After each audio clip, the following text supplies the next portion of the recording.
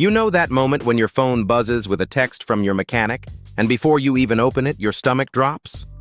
Or when a bill shows up in your inbox and your first thought isn't, okay, let's see how much, it's, please don't let this be more than I can cover. That reaction, that little jolt of dread, disappears almost entirely once you hit one specific number. And it's not 6 figures. It's not some far-off retirement goal. It's $10,000. Most people assume financial milestones are made up, arbitrary lines that only matter to finance influencers. But there's real psychology and real math behind why crossing $10,000 changes how you move through daily life, often before you even notice it happening. I'm Nick, and I spend an unreasonable amount of time studying money. Not just the spreadsheets, but the psychology behind why some people seem to breeze through financial setbacks, while others feel like every bill is a 5-alarm fire. If you want to understand what actually shifts at each savings milestone, stick around and subscribe if this helps things click for you. Let's start with what life looks like before you hit this number. You're at the store doing math in your head, name brand or generic. Your friends invite you out and you invent an excuse because admitting a $25 dinner would wreck your week feels humiliating. This is daily life for a huge number of people. Constant defense, constant calculation, zero room to breathe. Here's where it gets interesting. Reaching $10,000 doesn't usually change what people buy. Most people who hit this milestone don't suddenly start living large. What changes is something much quieter and much more powerful. The first shift is your relationship with risk. With nothing saved, every decision feels dangerous. A new job, a move, even a weekend trip. One misstep and you're in trouble. But once you've got $10,000 sitting there, those same decisions start to feel survivable. You're probably not quitting your job to become a full-time kayak instructor, but you might finally ask for that raise. You might sign up for the certification course you've been eyeing for a year. The cushion doesn't make you reckless. It gives you permission to think past next week. There's actual biology behind this too. Financial security has been linked to lower cortisol, your body's main stress hormone. That means hitting $10,000 doesn't just change your bank balance. It changes how your nervous system reacts to everyday problems. A check engine light with zero savings feels like a ticking bomb. How am I paying for this? Do I put it on a card? Do I call my parents? With $10,000 behind you, that same light is just annoying. You're not in panic mode. You're mildly inconvenienced. That shift alone ripples into better sleep, better focus at work, and more patience with the people around you. Here's the part almost nobody talks about. Most of the benefit of an emergency fund doesn't come from spending it. It comes from knowing it exists. Financial researchers call this the cushion effect. Most people who build a $10,000 fund barely touch it for actual emergencies.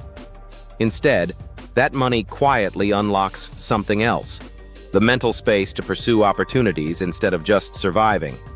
Education, side projects, career pivots. None of that is possible when your brain is stuck calculating whether you'll make rent. There's also an invisible confidence shift. People with savings negotiate differently. They walk away from bad deals more easily because they're not desperate. And that confidence tends to snowball. Better jobs, better outcomes, better relationships, simply because desperation stops driving the decisions. Now, $10,000 might sound impossible if you're currently struggling to save $100 a month. But here's the psychological trick. The hardest part isn't the money. It's becoming someone who saves. A lot of people treat saving like a crash diet. Cut everything for 2 months, burn out, revert. The people who actually reach $10,000 stop treating it as a sacrifice and start treating it as an identity. Once you see yourself as someone who saves, you start spotting waste you never noticed before, and you naturally think longer term. And it gets easier as you go. The first $1,000 is brutal, pure willpower. The second is noticeably smoother because the habit is already forming. By the time you're stacking your 5th or 6th thousand, it barely feels like effort anymore. Let's talk numbers for a second. $10,000 covers the overwhelming majority of financial curveballs life throws at you. Most car repairs land between $500 and $3,000. Most urgent medical costs fall in a similar range. Even job loss, arguably the scariest scenario for most people, becomes survivable, since $10,000 typically buys 3 to 6 months of runway to find the right next opportunity instead of grabbing the first desperate offer. But this milestone isn't just protective, it's also an opportunity generator. Say a certification that could boost your salary by $10,000 a year costs $2,000 up front. Without savings, that's a non-starter. With $10,000 in the bank, it's an obvious move. Or a friend's small business needs a modest investor. Without savings, you wish them luck from the sidelines. With the cushion, you actually have a seat at the table. The effects go beyond money, too. People with savings sleep better. This is backed by actual research, not just intuition, since financial stress is one of the leading drivers of insomnia. Relationships improve as well, since money stress is consistently cited as one of the top sources of conflict in households. Less financial anxiety generally means more patience, more presence, and fewer short fuses. Now, before you panic about the size of the number, you don't need to save it all in one aggressive sprint. In fact, going too hard too fast usually backfires and leads to burnout. The people who succeed usually start absurdly small, $20, $50 a month, and build from there. Consistency beats intensity every time. And here's a useful stat. The average person spends well over $3,000 a year on coffee runs, takeout, and small convenience purchases alone. Redirecting even a third of that could get you to $10,000 in under 3 years, without cutting out everything you enjoy.